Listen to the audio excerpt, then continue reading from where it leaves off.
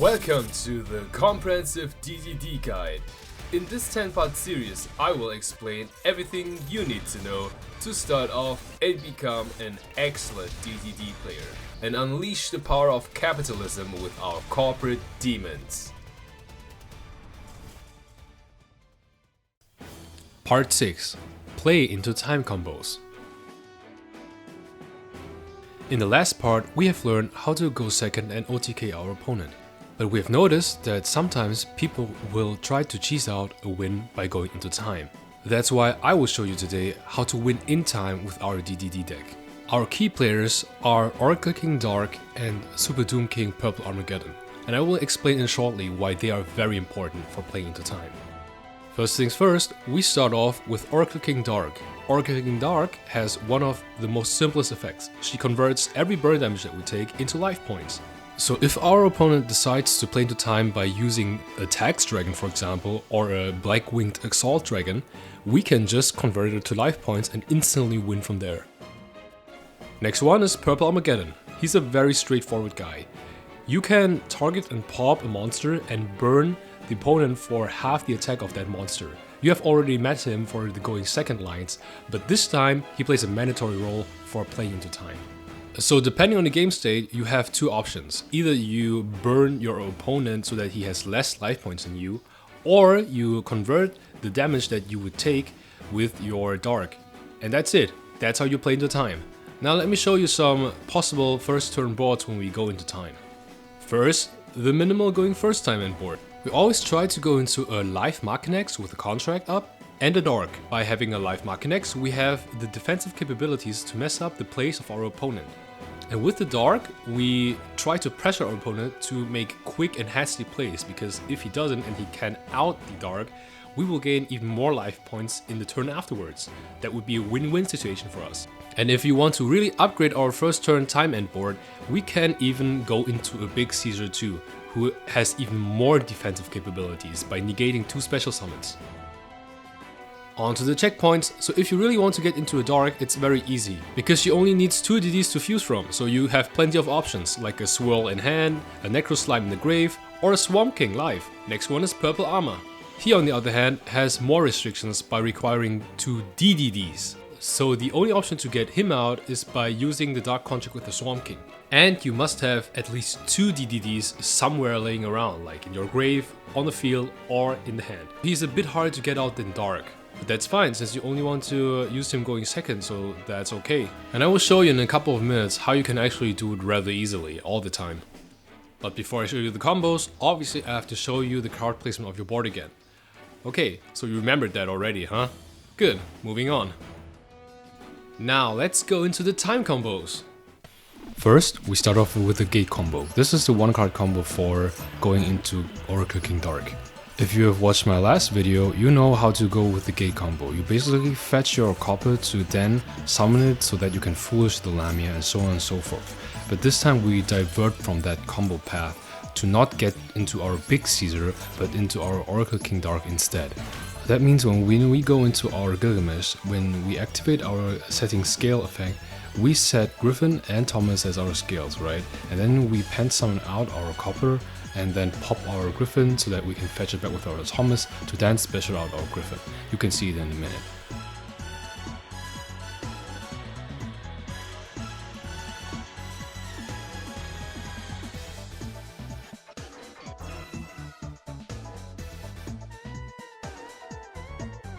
And there you go. Afterwards, you go into your Small Caesar and into your Tell play, and then you can move on from there.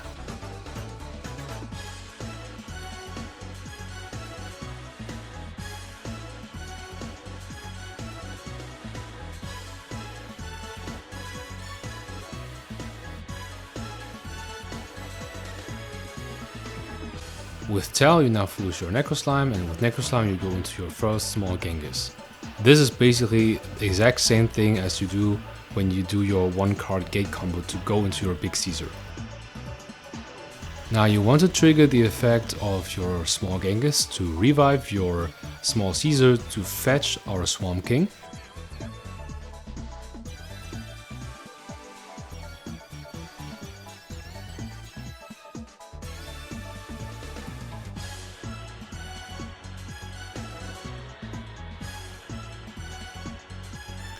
But this time you use Swamp King to go into your Oracle King Dark so that you can go and press your opponent with your life point advantage in the next turn.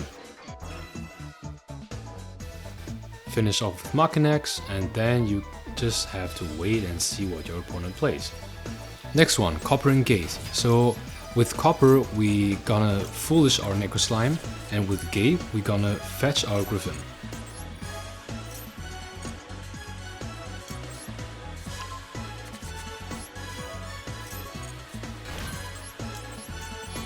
Now with Gryphon, we go into our Gilgamesh, and with Gilgamesh we activate the effect to set the scale of Offers and Ragnarok, just as the standard play you would do with this certain hand, right?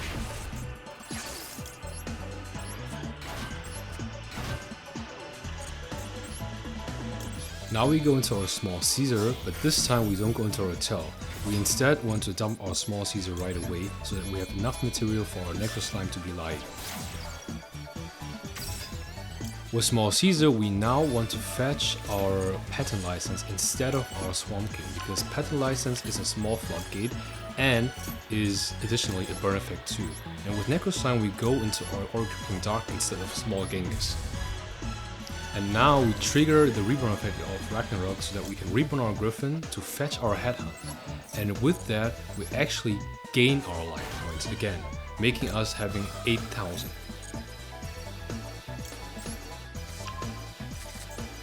Okay, now we finish off with the Machinax and the set Headhunt, and with the Pattern License, and now we look at a 5 interruption board plus a life point gain for the follow-up turn.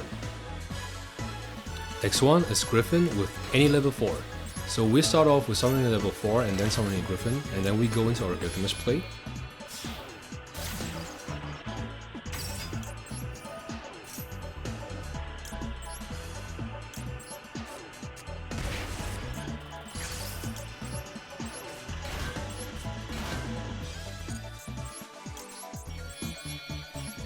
But after going to our Small Caesar, we now go into our Tell again to get our Necro Slime in the grave.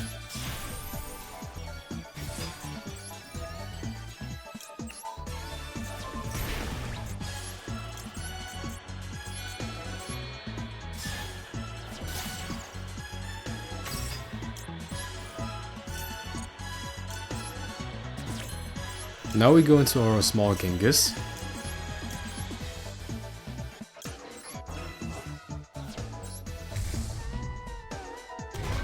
And we go into our Machinax so that we can revive our Small Caesar from the grave, just as the usual combo would do.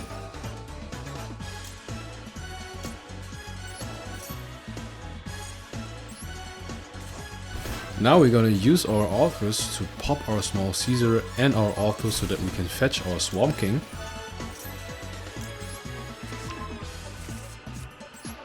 With Swamp King we can now finally go into our Oracle King Dark, and by going into our Oracle King Dark we can then trigger our Ragnarok to reborn our Gryphon from the grave.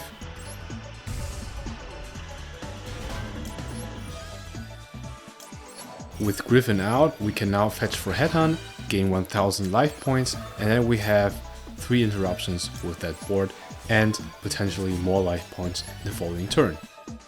Now to our first 3-card combo. We use Swirl to go with our Lamia into Oracle King Dark right away. With Dark already online, we can just use Gate to go ahead and do our 1-card combo just as usual. We fetch our Copper to normal summon it, and from normal summoning it, we can then Foolish, for example, a Necro Slime, and then go ahead and pop up from there since the Lamia is already in the grave.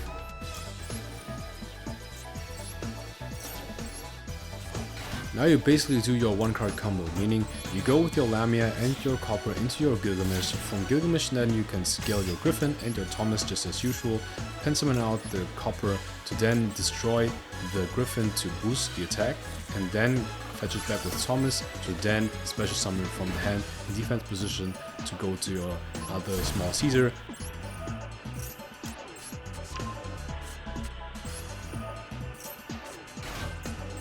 But this time you don't even need Tell, since you already used the Foolish of your Copper to get the Necro Slime in grave. Now you can just Foolish your Small Caesar right away with your second Gilgamesh, and then you fetch your Swamp King out, so that you can get 2 Small Genghis out.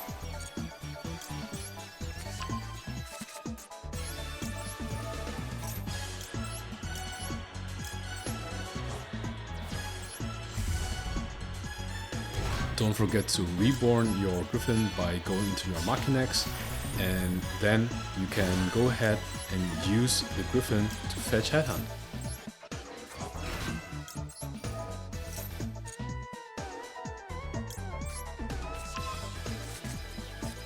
Now use a Swamp King and your spare Gryphon on the field and a spare body from the grave so that you can go into your small Genghis and then go into your big Caesar.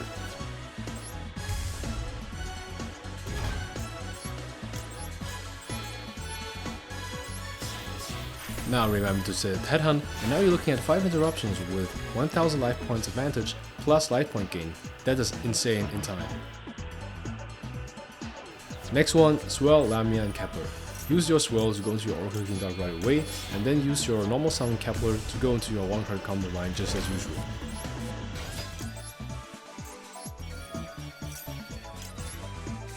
With Gate, now you're gonna fetch Gryphon, and with Gryphon you can special him out to get into your Gilgamesh, and then you set Rage and your Syrup to get into your 1-card Kepler line. You should be familiar with the process already.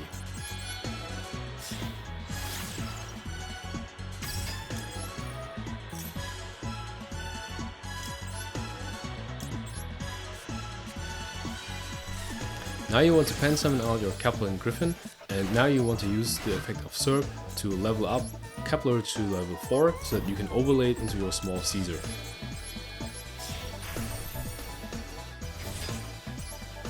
Now you want to go into your Tell, but Tell you can use its effect to burn your opponent because you never took damage, and but this time you use Lamia to foolish the Tell. Awesome, now we have saved the Gilgamesh. With Necro and Grave, now we can go into our first small Genghis, and with small Genghis, we can now reborn one of our DDs.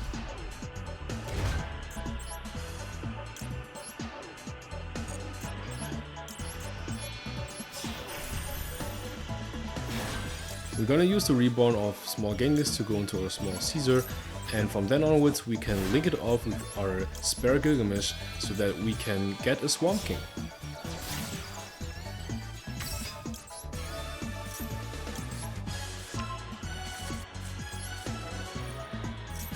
Now use Swamp King to go into your second small Genghis so that you can have access to your big Caesar.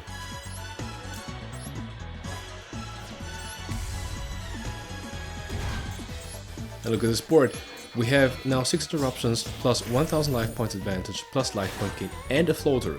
That's very nasty. Now to our example going second strategy. We want to use all these resources to get to our purple Armageddon as fast as possible, right? We're going to use our Gate so that we can grab our Copper since we have Gryphon in hand. Use Gryphon to get to our Gilgamesh right away, and with Gilgamesh we now set the following scales.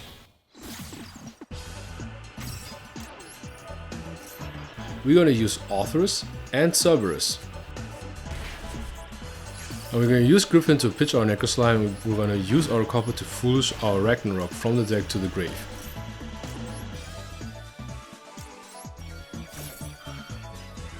Now let's see what we draw into with our Gryphon effect. Wow, that's Swamp King, that's insane. Usually I would search Swamp King by foolishing our small Caesar, but this time I don't have to do it. And basically we now have access to our purple Armageddon, but I will go a step further. We go to our Tell, and with Tell we then, to burn our opponent for 1000 and get 1000 debuff on the attack of the opponent's monster 2, we use the detached material from Tell to go into our first small Genghis with Copper. We now go into our second Gilgamesh so that we can foolish our Tell to get to our Vice Typhon in the grave to fuse into our big Genghis. We're gonna revive the Ragnarok that we have foolish with our Copper.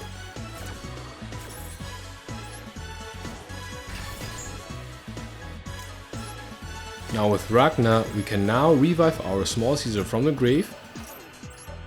And now I'm gonna use the second effect of Ragnar to banish one of our opponent's monsters by tributing one of our monsters, Small Caesar, and with Small Caesar's effect, we can now search for another contract. I would usually search Swamp, but since we have drawn into it, I don't have to.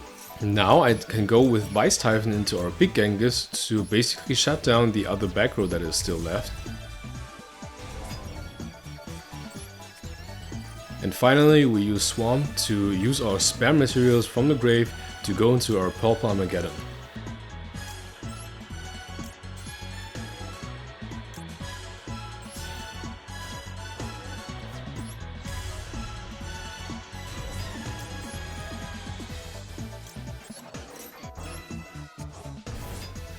Now we gotta use Purple Armageddon's effect to pop the leftover monster from the opponent to burn him for half the attack he has.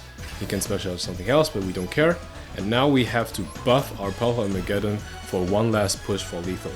We pop the last backer that is left over with Authorus.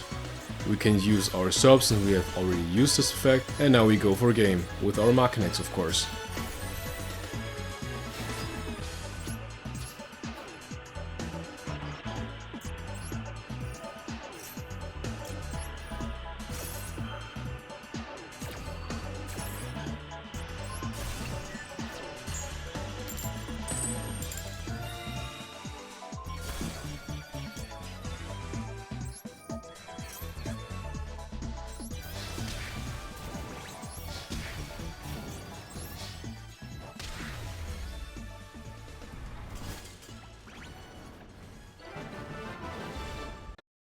Congratulations, associate, now you have really done it. You have earned your promotion.